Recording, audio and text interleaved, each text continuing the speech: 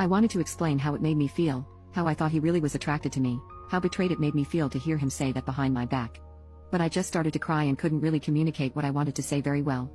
He was awesome though, and just helped me, and then after a minute started to speak like he was reading right out of the nicest comments in the original thread, telling me he was just angry and didn't speak very well, that he really did find me attractive, even if the world doesn't and his friends don't. I calmed down pretty quick. I basically cried myself out. The day before, he took me to his computer and showed me an email he sent to all of his friends on Sunday. I wish I could copy-paste it now.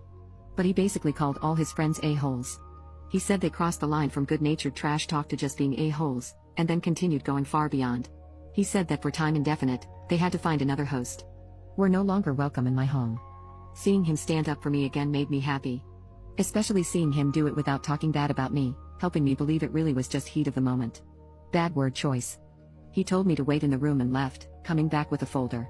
He said he was going to give me this for Christmas, but that he'd get me something else. I tried to say no, but he insisted it was plane tickets and brochures. He had set up a trip to this spa resort in British Columbia. It was pretty mind-blowing, but I realized that it had to be several $1,000s he'd spent. We budgeted pretty thoroughly. He shouldn't have been able to spend that without me noticing. I asked where he got the money and he said he'd been planning this for more than a year and saving all the money assigned to his weekly spending money and collecting change from groceries, etc. where I wouldn't notice. When I say that, sometimes I'm not sure I deserve him. Understand that I'm not having a crisis I need help dealing with. He's just really awesome.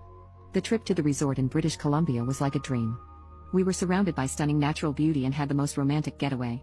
My husband made me feel like the most beautiful woman in the world. On our last night there, he surprised me with a private vow renewal ceremony on the beach at sunset.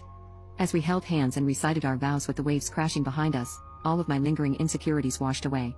I realized how lucky I was to have this amazing man in my life. When we returned home, I made more of an effort to focus on my inner beauty and self-care. My husband joined me in new hobbies like yoga, meditation, and eating healthy. We both ended up losing a little weight and were glowing from the inside out. The trip had been a turning point in our marriage. My husband stood by my side through thick and thin. His actions proved that he loved me unconditionally. I finally believed it when he called me beautiful, because I felt beautiful on the inside. Our love emerged stronger than ever. We were closer and more committed to each other. The comments from his friends no longer bothered me, because the only opinion that mattered was my husband's.